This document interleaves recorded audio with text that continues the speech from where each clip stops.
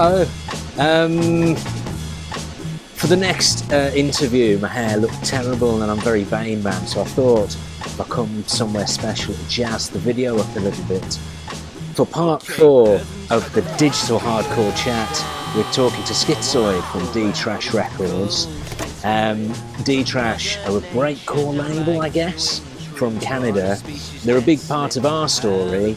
After the FIDEL'S Kill Life record on DHR, we gave a second record with a load of songs to Pete Lawton, and they said, no, we don't want it. At the same time, we got an email from Schizoid when I was a student in North London, and he said, you got any songs you want releasing? Literally the same week. And we released 2 CDs with them, as the Bureau de Change, which we were much happier with than our DHR one. So he's a big part of the story, as well as other touring bands from the label that made it to North America, as you'll hear a bit later. Well, I've not actually met the guy in real life until this interview. So, without any further ado, let's have a look. Okay. Heavens above, what can I do? I'm at a loose end, I can't see you. Mother Nature. There we go. Oh, there we go. Yeah. Is it I guess it's an iPad or an iPhone or something? What's that, me? Yeah. Yeah, I got a Google Pixel 6. Ooh. Well, Right. it's lovely to see you. I've started recording, so I should introduce you. This is Jay Schizoid. You make your own music. You do D-Trash Records. And this is the first time, actually, we've sort of met. And the reason you're here is because you've got a good perspective on what went on. And also, you've released 2 records that me and Brian made. So that's you. Is that a fair assessment? Is that a good intro? I had some things to ramble on about. Okay. And a thing or two about digital hardcore.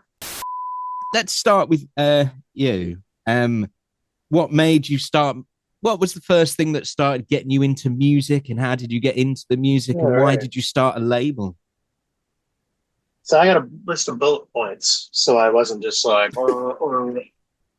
So yeah, man. I mean, my background is metal and punk. My first bands are like punk bands. At one point, I was in a metal band. Got sick of having band members. Disappointment. I thought I'd just write it myself, and then I thought, the word schizoid? Oh, that it's a perfect word for a band. That's a solo project. I started to make music because I heard DHR and HER. And I wanted to make stuff like that just to back it up a bit. So, I mean, as far as my kind of entryway into this, it was Rotterdam Gabber. I found out about that, went into a few stores and found out about that. That's as tough as metal gets sometimes. Also, Canada has a lot of good industrial metal. Bands like Monster Voodoo Machine, Malhavoc, Soulstorm. Also, like, the death metal, like the Napalm Death and all that, Earache Records. At a certain point, they were making basically digital hardcore, and it just wasn't called that. But a lot of the metal bands were really starting to flirt with Gabber and the beats, and like even bands just like a Fear Factory, like back in the day, hearing that, being like, this is fucking pretty cool. And the whole thing about with digital hardcore and us getting into it then. In the 90s, it was all about mixing it all up. I remember working at a Wendy's once and thinking they got to mix. They got to mix rap, and they got to mix like rave and hardcore, like electronic stuff, and need to have punk. And so, like Beastie Boys is so big here. Like in the 90s in Canada, at least, was a fan of them. Heard they did a sub label. It's like, I'd be interested to hear what if this is a boutique label, let's hear what they have to offer. One of the bands is Atari Teenage Riot, and I was like, here it is. Here it is. It's interesting you mention a lot of these bands. Something that I suppose most people watching this wouldn't really realize is where me and Brian come from. It's a city called Wolverhampton, which is not, it's the fourth worst place in the world, according to Lonely Planet. But what it is good for is it's got this sort of, there's a lot of metal there. It's kind of in the English Midlands. Napalm Death are from not very far away. But also in Stourbridge, there was like bands like Pop Will Eat Itself, which was sort of. Well, I like them too. Yeah, not and then as much, but then also like the wax before track that, stuff. there was also someone like Alternate, which was sort of like faux sort of rave with like dust masks on. So I don't know. Maybe there was something in the water that made us like it too, like this Also, sort Godflesh. Yeah, of course. Do you remember your first album or first DHR song that you heard and you thought, wow? For me, it was Future War. Someone gave me a cassette of it and I couldn't believe it. And then I bought everything that I could that they'd made. Wasn't into it yet. I was kind of late to the party, so to speak. I mean, as late as the Americans got, where we got DHR did that North American distribution deal. And we got we got Burn Berlin Burn, which was like a mixture of Future War and Delete Yourself. We got the first Decatur album, If You're Into It, and then the Shizuo album. It's fucking ATR and Decatur. Oh, Christ! I was on board. And at a certain point, especially considering I was out of a band and was thinking about solo music, had a girlfriend who showed me this like real primitive sequencer. And was like, I can fucking just copy and Control C, Control V, and make the copy and paste enough beats into making it a song. Started to make my first album, Enough Is Enough, and was like, this is kind of all right as far as digital hardcore. Could be better, but yeah. So I started looking for labels, and at the time there was two digital hardcore labels. Well, there was DHR and there was D-Trash, which was a web page. And I thought, that's cool. It's funny, I wrote DHR. So like before me, a group called Bastards United on D-Trash had wrote Alec and bothered him, pestered him. We're so good, we're better than ATR. So when I finally came around to trying to peddle my shit to them, the one person goes, yeah, Schizoid and D-Trash, weren't you one of the guys who dissing us? He said, yeah, we already have one Shizuo. Because I think he thought that I was trying to rip off Shizuo with my name because the S said. Yeah. But it was just a coincidence that my name is so similar to Shizuo. Well, Schizoid's a real word. Yeah. I don't know what a Shizuo is, but... No, I thought it was a kind of dog, but no, maybe it's not. So yeah, anyway, I was with the first generation of D-Trash, we're just trading with each other's albums, the first like 2 dozen albums. And it was just kind of like an online clubhouse, so to speak. And at a certain point, the first generation members all, just what year do you think this would have been? They started it in 98. I joined in 99. And by the time 2000 happened, a lot of them were just done with it. And in the end, I was taking on a lot of initiative to just help out the cause. And eventually they were just like, Jay, you're in the driver's seat, which was neat because Relapse Records had this band called Exit 13. And I really thought it was neat that the guys in the band also ran the label. So it kind of made that like a goal that would be neat. And so when I found out that Alec, ran the label, so to speak, I was like, that's pretty badass. So it's been going for many years now. Many years. So how many releases do you think you've done? And what would be, I said before, if you had to choose a top 5, if you wanted new people to get into it, what would be your top 5? I'm going to pick 10. Just come off the mind right away. Okay. We've been going around since March 98. So like it's just over 26 years. We've got about 255 releases. So, I mean, for as much as us being like the ankle biters, I mean, we did a lot more material than DHR ever did. Like maybe not out because he's got so much stuff. I can't even keep track of it, but we do have a pretty extensive discography. So I mean, just right away, I'd say from a fan point of view, this album's unavailable, but D-Trash 17, CPU War, I Am the Poison. That was a really good one. When I heard that, when Brody sent it to me, I thought, damn, I want to be on D-Trash. Next, my album, Schizoid, All Things Are Connected from 2000. That was really where I came into my fucking thing. That was a good album. And like, it's a little jagged, but it had the right amount of gasoline in it. And so when I did that album, that's when I first started paying to have CDs pressed because I wanted to commit to D-Trash. So that one's also an important one to me. And also along with that, the third is Unitas's Cross Contamination. Those two albums came out generally around the same time. I pushed them in so are kind of like Godflesh, so to speak, like a breakcore-ish Godflesh. I mean, just being quick with the other ones, we did this great Rising Tide compilation in 2003. I paid to have pressed. There's one new song from each band at the time, and they were all strong songs. Just going forward, I mean, at one point, we did do an ATR tribute album. Enough people had asked, and I had said no enough times, because I just didn't want to, be too much like putting them on this pedestal. It's unnecessary at this point. But enough people asked that I thought, better to have D-Trash do the ATR tribute than like to see like Limp Bizkit and Spine Shank and all those kind of bands doing it. I think that's what I got confused about in part 2, because I think that's what I remember. Okay. And I Would Die for Peanut Butter. Yeah, so that's a Rabbit Junk cover of Start the Riot. See, I knew I remembered something. So in that case, it technically is okay. If you did your own song and had that, it'd be there's like a line where you got a skirt where other D-Trashes. I mean, we have a lot of music videos at a certain point. DVDs were big, and I thought, let's do a DVD.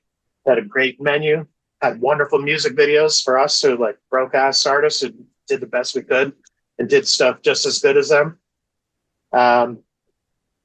Just other ones. We worked with this band Acid Enema, it was awesome. We worked with this French band Punish Yourself.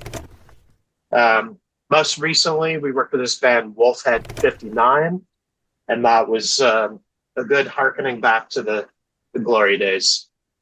I mean, it's a little hard to pick from 255-ish releases of my favorites or the most important, but I mean, that's a few. Sorry to all the others that I mentioned. 64 Revolt, Babylon, Disco, Nar, all you guys, CPU War. I think you've done well to sift through and remember so many. So, yeah, a lot of people who have commented on the videos so far, they've sort of said D-Trash became the continuation after digital hardcore had finished. How do you feel about that? Do you think it's anything in it? Do you think it's different? What do you think? Yes. Okay. So, like, I found that a lot of bands didn't want to call themselves digital hardcore. It's like this label, and that's part of like the end of this conversation is like the age potential of a genre that's tied into certain bands and a certain scene and a certain time. But I mean, I'm come from metal where we're like I'm a black metal band. I'm a this, I'm a that. So as far as digital hardcore, it was like, yes, like, if we're gonna call ATR our Black Sabbath, then we're a digital hardcore band.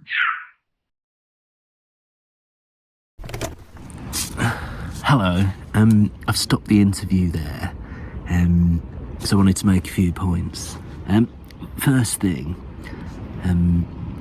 you need to make a distinction between digital hardcore, the record label, and digital hardcore, sort of the musical movement. So, I don't know, if you go to Bandcamp and someone's tagged their music as digital hardcore, it's going to sound maybe a bit industrial or a bit noisy, distorted. It's got like samples of metal in it, and I don't know, it's usually quite serious, and I don't know, maybe it's a bit North American, maybe. Whereas if you look at digital hardcore recordings, you have things like Cobra Killer on it, and Shizuo, and Ikeda, and Nintendo Teenage Robots. And in my mind, I think of digital hardcore as like something like Alec Empire versus Elvis Presley, although that's not on the label for copyright, probably. But all this sort of music, all this sort of music is really pushing the sort of envelope of what's acceptable musically, production-wise, ethically. I don't know. But that was one of the label's appeals to me.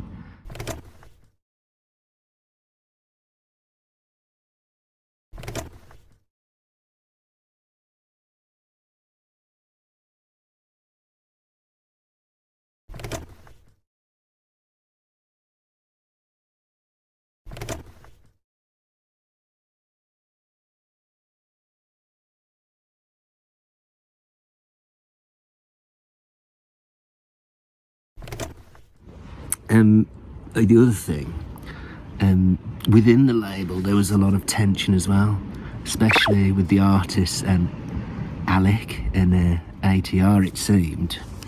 But you got to remember, the label started basically to release Alec and Atari Teenage Riot's records, right? And so a band like Ikeda, who I always saw as like the number 2 band, I can see how they would get really frustrated, because they're making all this great music, but they're not playing festivals like ATR are, and they're not getting the press, and they're not. Although the label, their view was, you're going to make your own press and you're going to make your own shows, which is okay to a point, but then if that is what you really think, then you're just going to make your own label, because what's the point of being... If you're doing all that, you might as well make your own label, which is kind of what Patrick did, didn't he? Finally, while Alec or Atari Teenage Riot were sometimes in the music press or the radio or something, I very much saw them as outsider figures, not some sort of mainstream thing, whereas in North America it was clearly very different, because they were involved with Grand Royale Records, which was the Beastie Boys, so they were playing a lot, didn't they? Play with Rage Against the Machine, and they're quite high up on all these bills, so it's a very different story, whereas no one really knew who they were in Britain, but that added to their appeal for me. I guess that's why Speed was on the Fast and the Furious soundtrack. Yeah. Well, anyway, there's a lot of tensions between the two things, and hopefully maybe you can see my point of view between digital hardcore the label and digital hardcore the movement. And I think Jay's talking about the movement more than the records, but he can speak for himself. Let's carry on.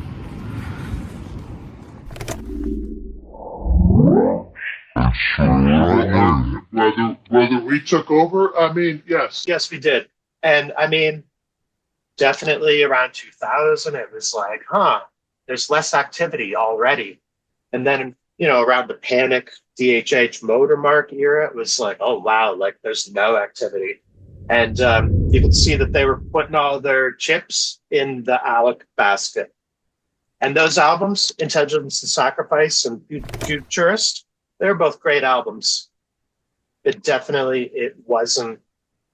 Look at me, I'm part of the digital hardcore scene. That is much different. Much different. Well, what do you think? What do you think happened there? Well, go on. If I can put an anecdote, I mean, my second gig when we finally did Schizoid Live, we got to open for Ikeda, and we had stars in our eyes, and they just seemed very not bummed, but angry or something. We opened for them in London, Ontario. I heard the night before in Toronto, they were on stage disparaging, all of it. From what I understand, DHR put out their album and didn't get them any tour support. So where I would want to be like, hi there, I'm also part of the digital hardcore club. They didn't seem game to it. And I kind of knew that there was something where it was like, like already.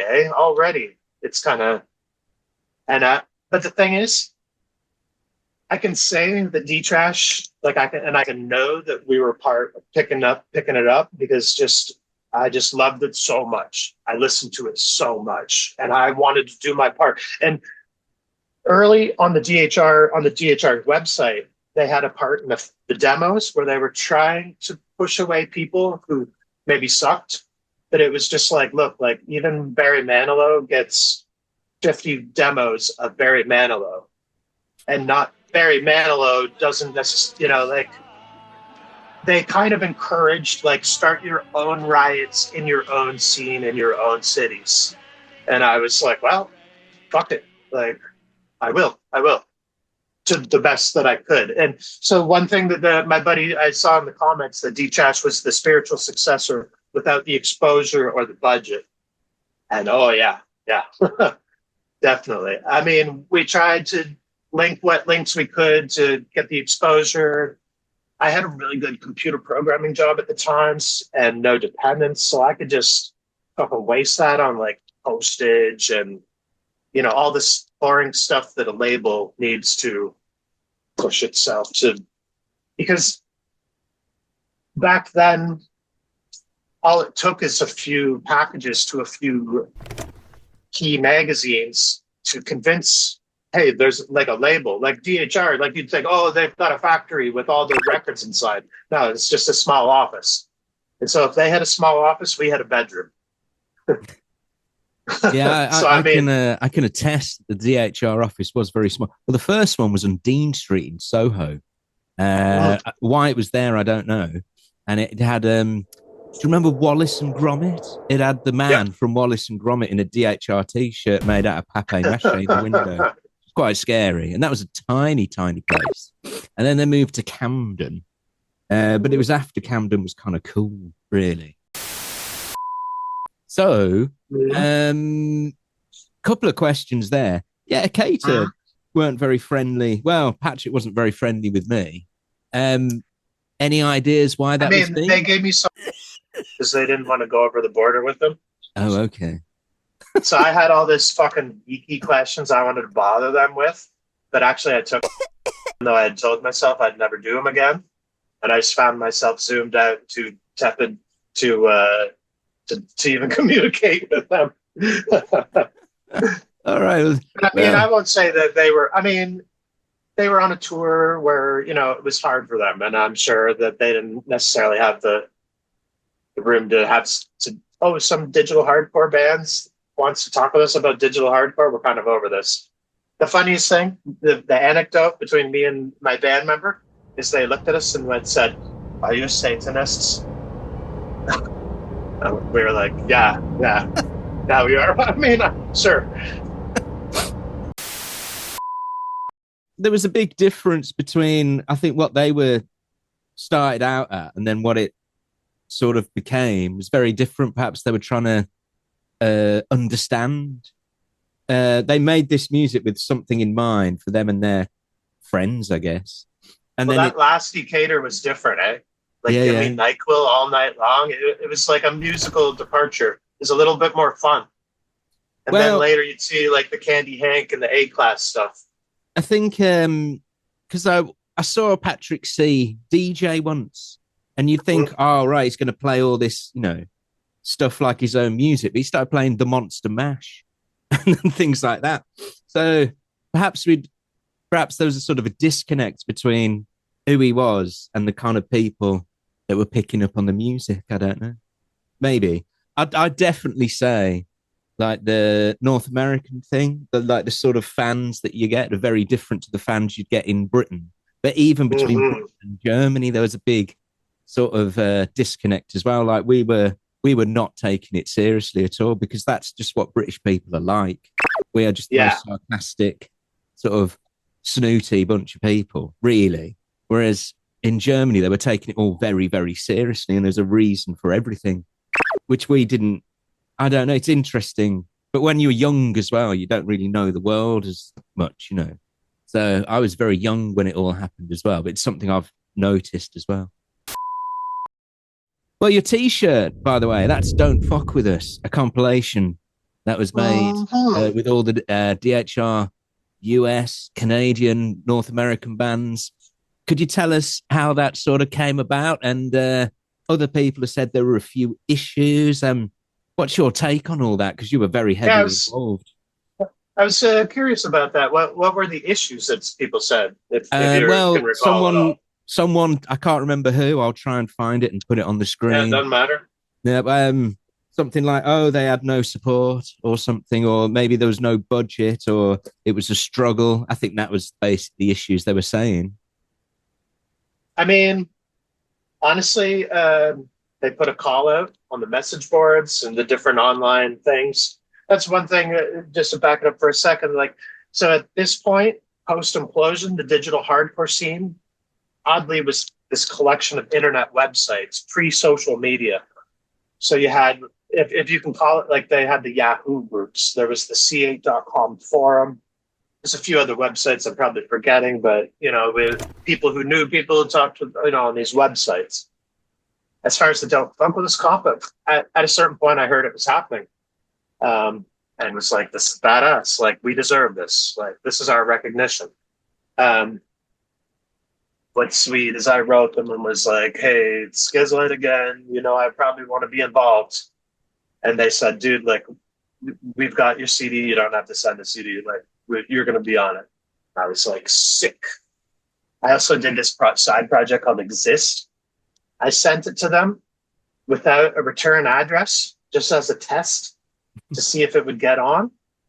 I didn't want to attach my name or my buddy Mike Schmidt's name to it, but we got on too. And it was like fucking sweet. I got 5 songs on it.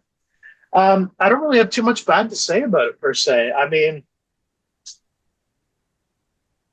we didn't like that it had the American flag on it, because a lot of the bands are Canadian, and like post 9/11, like Patriot Act, War on Terror era, we just didn't want a U.S. flag. I thought it was a very album cover. Peculiar decision, you know. It was, and like, don't fuck with us, like George Bush. Don't fuck with Texas. It just, I didn't like that. Whose idea was that? I mean, we had nil input on the whole thing. Like, you know, it was basically DHR and Alec doing whatever they were going to do, which I was happy with. If they're going to put out a compilation with my shit on it that says DHR number 32, wonderful. But that, just as like a fan, a listener, I felt it was too long. I totally agree. Yeah. And I feel like you showed a video of someone being like, oh, all those bands are like just copycats. And even though I know Alec Empire completely disagrees with this, and he knows a hell of a lot more than I do, but I could never get into this. It felt like the American bands were trying too hard. You know, I don't agree at all. Like, North America had a strong digital hardcore scene, and it's not just about the Europe-only bands or the hardware-only bands or whatever, you know, label you want to put on it. If you make something I hear as digital hardcore and I like it, I want it on D-Trash. And if it was on DHR back in the day, I bought it. So I bought every album on DHR.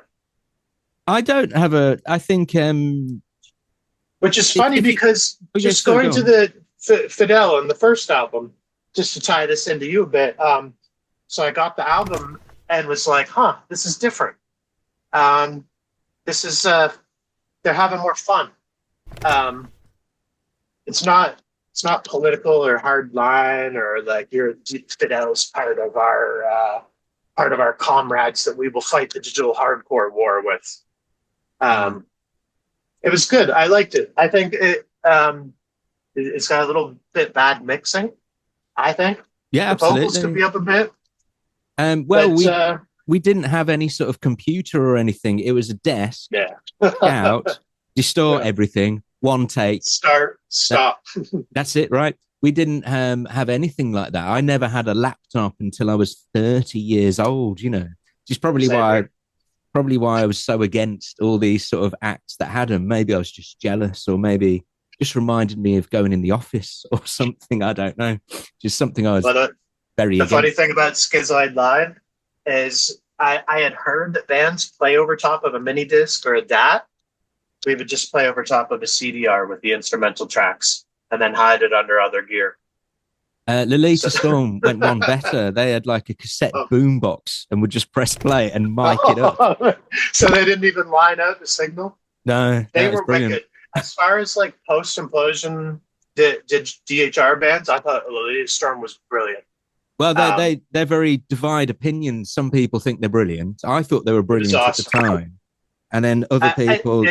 At first, I was like, "Really? This is like involving sex into the digital hardcore? It hasn't really been." And that is a scuzzy, awesome album. The breaks on it.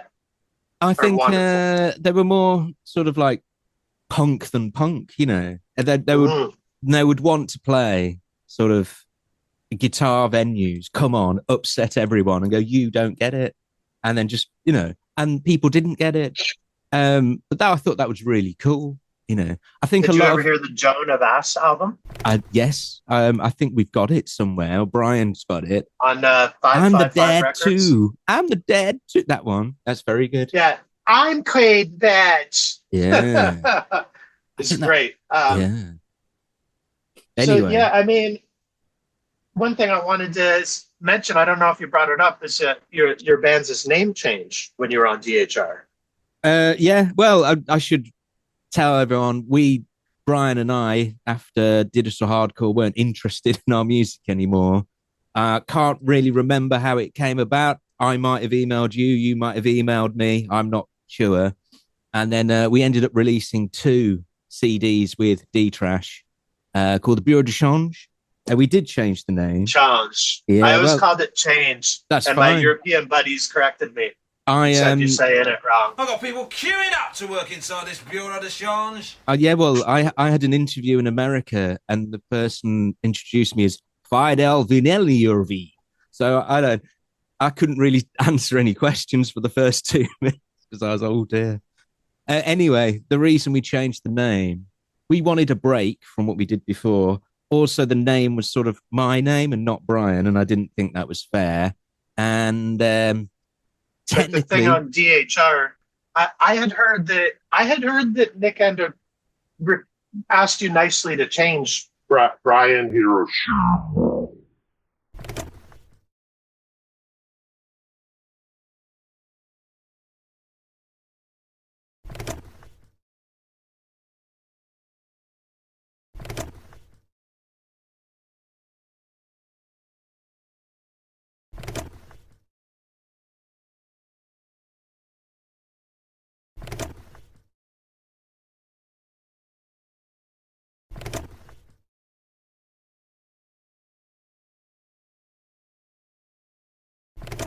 Because Fidel Villeneuve is you two guys, not just you.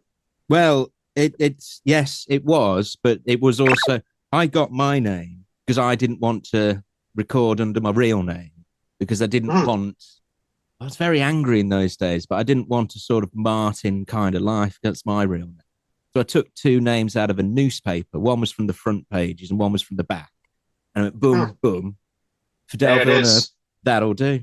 And but in Britain, there's like people like Attila the stockbroker who was around at the same time. So it didn't feel like a big sort of thing to me, and I didn't really worry about it. So as far as my little notes here, I mean, so what would you say is the musical difference, if any, between the Fidel album and the D-Trash Bureau de Change albums? Well, we got better at it. Definitely you did. So, and that seems to be the consensus from anyone I talked to or whatever. Well, when we were originally offered a deal, I wanted only 4 tracks, like a mini thing, because I didn't think it was good enough. But they said, no, you either do 11, these 11 or you don't have a deal. It sounded like they'd already pressed it, maybe. And we had no, like, Alec rang us up and he was like, you're allowed 2 colours for the thing. What? And we said yellow and black. But it came out red and white, which again makes me think, well, maybe it's already been done. I'm not sure. Yeah. So that's what we wanted. But then by the way, it's still on Spotify. I don't know if you're getting paid. Oh, no. But then all the statements were sent to Joe Meek's old house, so I don't know. I think we were sent royalties once, and it was something like I don't know, £3. But then we owed them money anyway to get this mini disc 4 track, which was a terrible choice of equipment. Rats.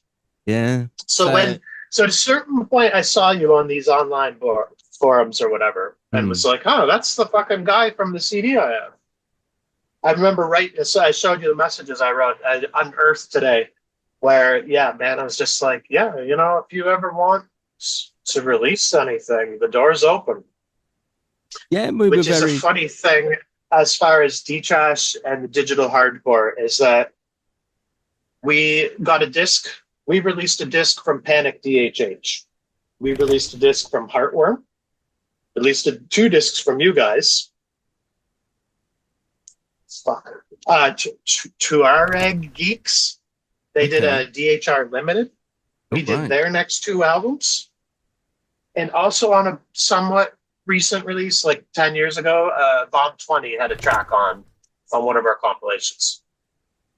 So as far as whether D-Trash continued, I mean, like literally we did continue with 4 of their bands. I mean, not the top shelf bands, but I mean, definitely still awesome bands. Yeah. So at a certain point, I wrote you and was like, definitely release something.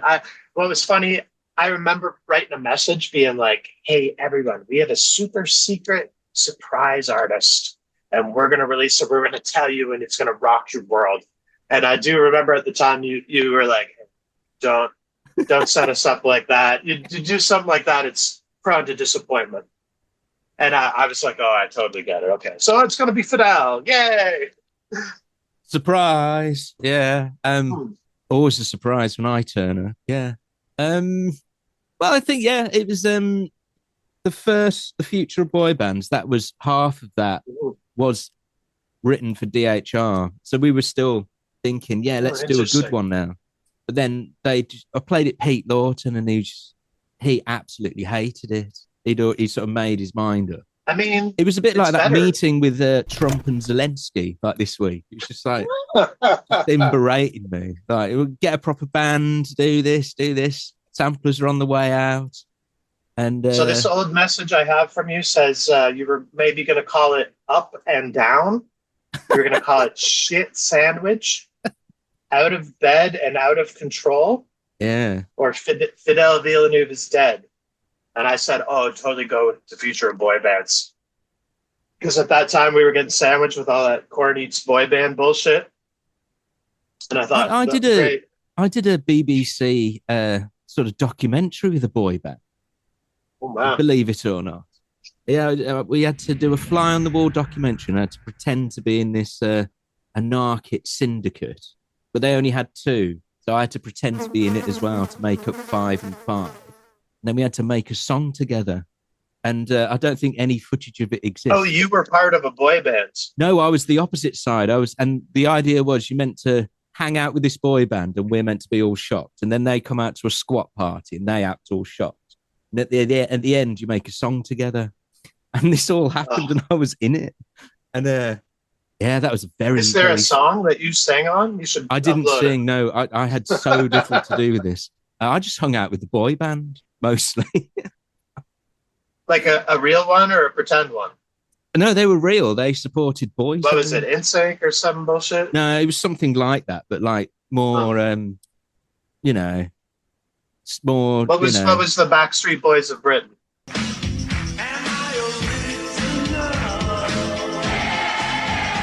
I'm going to have to pause the interview here because I've run out of free time, but we'll start again in 10 minutes. Is that okay? Sure. Call again. Do you have time to continue? Because I think I we've had still nothing got to do. All right, see you in a bit, mate. All right. Yeah.